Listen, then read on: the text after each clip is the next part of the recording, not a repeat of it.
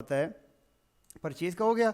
Then जो अगली चीज़ है वो लूज़ आइटम। सम टाइम आपके पास इस तरह भी होता है कि आप एक तो कैश एंड कैरी के केस में हो सकता है कि आपने आइटम के अगर चीनी ही है, शुगर है आपके पास, शुगर के आपने पैकेट बना के रखे हुए हैं, लेकिन अब जनरल स्टोर और गारमेंट्स ये डिपार्टमेंटल स्टोर को भी हमने साथ में कवर करना है, तो उसके लिए ये होता है कि उन्होंने फॉर एग्जांपल किलो ही अपना मेन यूनिट रखा हुआ है, लेकिन सम टाइम उनको साथ में आइटम जो है वो लूज़ में बेचना पड़ता है। 2.5 किलो किसी को देना है या 1.5 किलो देना है या आधा किलो देना है, तो उसको कैसे करेंगे?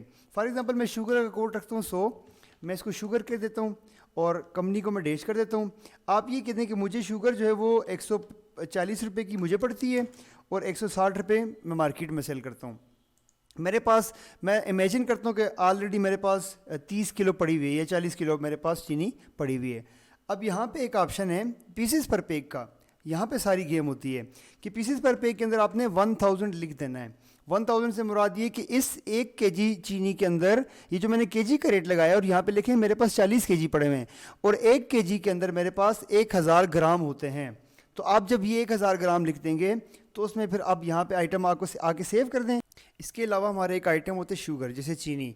कस्टमर आपसे डिमांड कर रहे हैं कि ज़्यादातर केसेस में ये वाला आइटम जो है वो लूज़ में भी जाता है ना। लूज़ से मुराद ये कि अगर तो कस्टमर आपसे 2-3 किलो डिमांड करे तो आप 3 यहाँ पे लिखेंगे, तो 3 केजी का रेट लग के 160 मल्टीप्लाई बाई 3 तो वो 480 बन जाएंगे। लेकिन कस्टमर आपसे कहता है कि मुझे ये चीज़ 1.5 किलो चाहिए, मुझे चीनी 1.5 किलो चाहिए, तो आप लिखेंगे 1/500।